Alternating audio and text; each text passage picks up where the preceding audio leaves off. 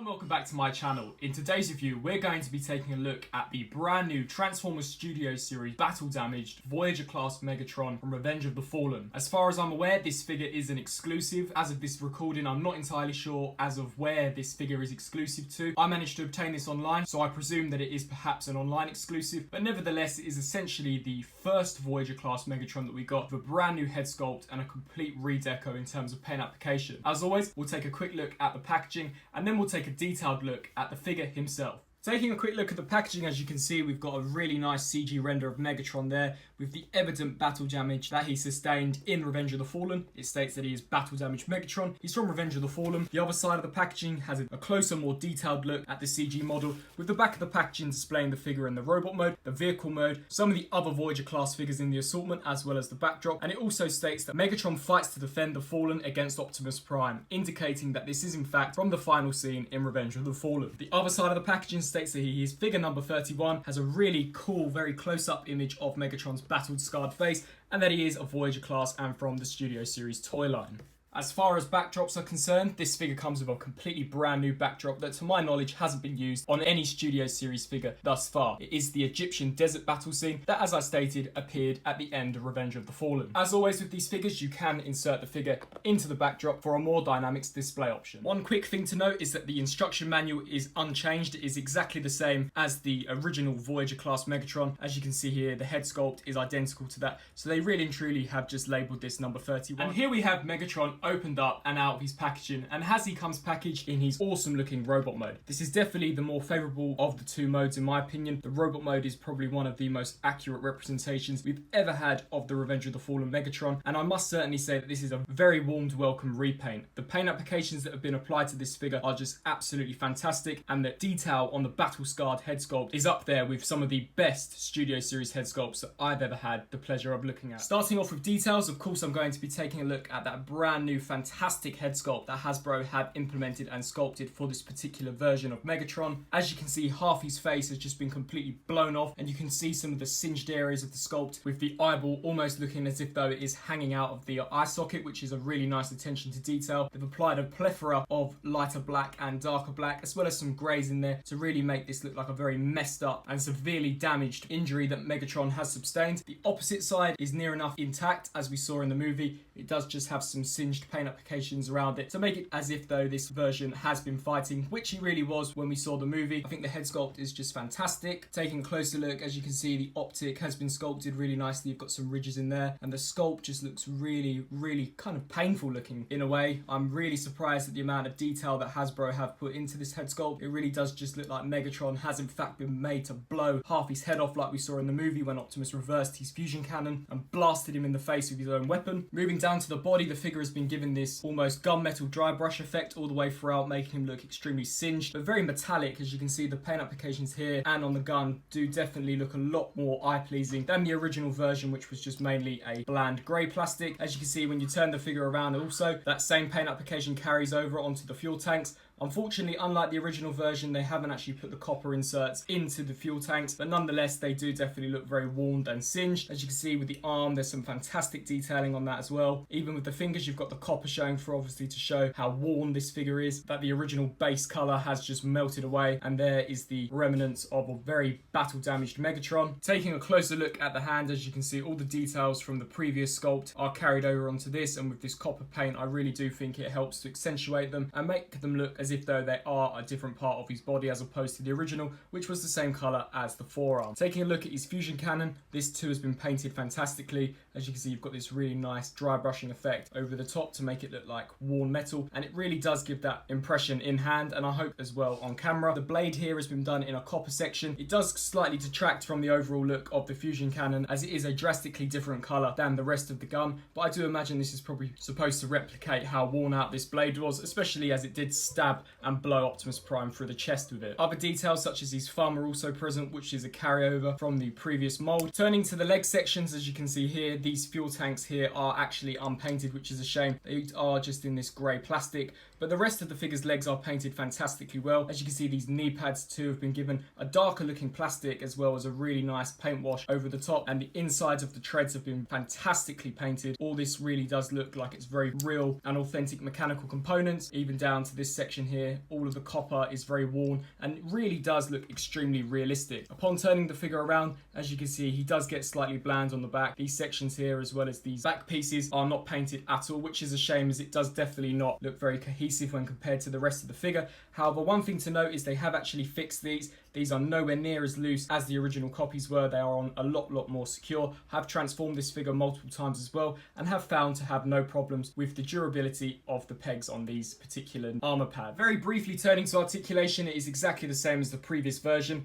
So as you can see, the head is on a ball joint. It can look left to right. It can look down as well as up all the way. The arms can rotate full 360 as well as hinge out to the sides, and also rotate just above the shoulder section. The arms can also bend at 90 degrees, and this hand is articulated at 2 points due to transformation. And this particular fusion cannon section here, the thumb can hinge outwards as well as you are able to retract the claw backwards if you wish to just have him displayed with the fusion cannon. The legs can kick forwards that far as well as backwards that far.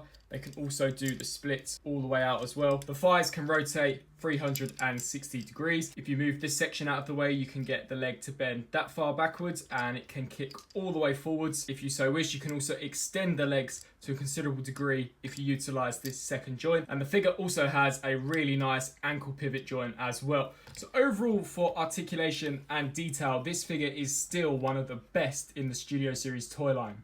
Now, very quickly comparing the new Studio Series Battle Damage Megatron to the older Revenge of the Fallen normal version. As you can see, this version is just so much more detailed in terms of paint application. Not only does it have a brand new fantastic head sculpt, you can really see the different shades of silver that they've used to bring out some of the sharper details in this figure, particularly in these upper sections. When you turn the figure around also, as you can see, the wash here really does bring out some of the more finer details of the sculpt. And I also think that the fusion cannon is just so much more detailed with the new paint applications than the previous version. As you can see, the brand new Battle Damage version really pops, whereas the older version was quite lackluster and very boring in terms of its paint. So overall, I do think that this repaint is a very warm welcome addition to the Studio Series collection. My only gripe with this figure would be the fact that it doesn't come with this version's head sculpt to interchange. Considering that this is on a ball joint, it is very easy just to pop the head sculpts off, so it would have been nice to have a more updated, revised paint application version of this head sculpt to put onto this figure if you wish to do so. Overall, for the robot mode, I do think that this is a marked improvement over the previous version. The revised paint applications definitely does help to make the figure pop more on the shelf than the previous version did, and it also helps to bring out some of the sharper details, particularly the amazing detail that is in these tread sections. Upon comparing it with the previous version, as you can see, I just really think that having the black on gold works a lot better than having the gold on the kind of grey plastic that they used on this version. So in terms of paint application, this brand new Battle Damage version wins hands down. The head sculpt is definitely a nice addition. They could have just given us a normal repaint and not given us this new head sculpt. I do believe that this head sculpt is actually different than the leader class Megatron that I shall be taking a look at later this week, but they have in fact re-sculpted it and given us the more battle damaged look, as we really saw at the end of the Revenge of the Fallen movie. When Optimus took Megatron's cannon and fired at his face, half his face was completely blown off and the injury looked really severe. However, if I had the option to choose between the original version and this version, I still probably would opt to go with the original version, just due to it having a more standard looking head sculpt that we are more commonly familiar with Megatron of having. If you have the opportunity to pick up both, I definitely would recommend getting both, as this is definitely a very welcome addition to the Studio Series collection. I will now showcase the transformation very briefly on how to turn this from a robot into a tank, as I did show it in more depth in my original review. Turning very quickly to the transformation, you just want to collapse these claw sections in on themselves, just like so. Retract the arm blade and straighten out the arm until it clips into place. Take these sections here and just pull them forwards, which will then allow you to take this whole piece and just line it up and click it into place and fold out the turret. We are then going to want to lift the head sculpt backwards and pull this section forwards just a tad. We can then proceed to move the arms in ever so slightly so that we have clearance to pull these sections out here and hinge those down accordingly. We can then rotate those around also and repeat the same process on the opposite side. Turning the figure around, now we're just going to want to take these legs and kind of move them out of the way. We're then going to take this section here and just hinge it upwards just like so. We will then rotate the fusion cannon around so that it exposes this slot that will plug into this peg. So just take this and move that back section down and tab that into place just like so. Turn over to the opposite side now, and we're going to want to rotate this so that this peg here will plug into that slot there. So just line that up and clip that into place just like so. Take this whole section here and just fold it back on itself, collapsing it all around the sculpt of the arms so that it all smushes in. As you can see, all the grooves on this upper section will align really nicely with this back piece here, and then just give this section here a squeeze. What we can then do is rotate this piece around here and straighten out this section and click it in to place just like so, and fold this piece down and slide that section along. Take this piece here, click it backwards, fold the feet up if they haven't already done so. Take this, fold that out, take this piece here and have that sit along there just like so. We can then come to this side and repeat the same process. Straighten that out, slide that along, fold this piece backwards, fold that forwards as well, and then hinge these back. And now, as you can see here, there is a slot there that this tab here will actually plug into. It can be quite difficult to get that aligned, but just snap that in and repeat the same process on the opposite side. Snap that in, and then really now all you have to do is take these pieces and just put them over the mouthpiece of Megatron. And then for the final step, turn the figure over and just take these knee pads and just clip them into place under the underside. Repeat the same process on that side. And there we have Megatron in his very cool looking tank mode that we saw in the second Transformers movie.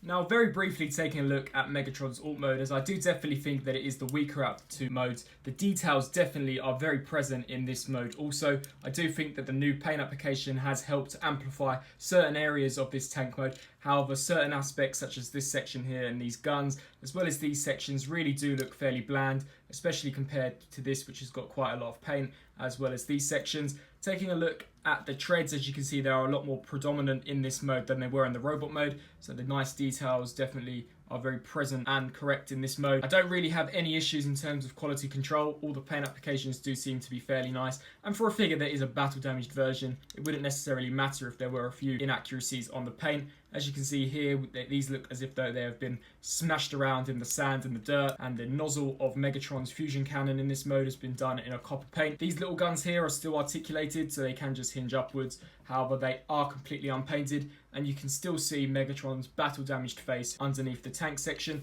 The figure does roll reasonably well. As you can see, it does roll on 4 caster wheels that are situated underneath the base of the treads, so it does definitely look like a very nice tank mode. However, it's not accurate to what we see in the movie, as Megatron never transformed into his tank form when he fought Optimus Prime and the Fallen. For a very quick comparison, here is the original version in his alt mode. As you can see, I do definitely think in a way that this version does do it better. In the vehicle mode, it does definitely look a lot more cohesive to what we see in the movie. This version here does seem to be a bit of a mishmash in terms of colours. As you can see, you've got the darker, almost navy blue type of plastic here, juxtaposing with the grey and the dark wash, especially with this copper barrel and this section here, which is just a complete different colour to this piece. So in the vehicle mode, this does look fairly cohesive. However, it does have some nice changes, such as the details in the treads. I do prefer it as opposed to the details in this tread. But personally, I would recommend displaying this in the robot mode and perhaps displaying this in the vehicle mode, as this is more or less what we saw Megatron look like in the movie. So there you have it. That is my review on the brand new Transformers Studio Series Battle Damaged Megatron. Overall, I do think that this is definitely worth the pickup. It is definitely different enough from the previous version to warrant double dipping the mold. I think the brand new head sculpt is fantastic. It's extremely detailed, and the paint applications that they've put around the face really do further help to amplify the look and definitely make it look like a very faithful representation to the movie. I think that the overall paint scheme in the robot mode is definitely really where the figure shines. In the vehicle mode, it's not as predominant as I would have liked it to have been. I definitely do think the robot mode is where this shines, and we only see Megatron in the final battle in his robot form. So I definitely do think that if you are collecting all the Studio Series figures, then this is definitely one that warrants a pickup. I hope that you enjoyed this review. If you did, please let me know down in the comment section below. I have got a lot more Transformers Studio Series reviews lined up for later this week following into next week, so please make sure to stay tuned for them. Thanks for watching.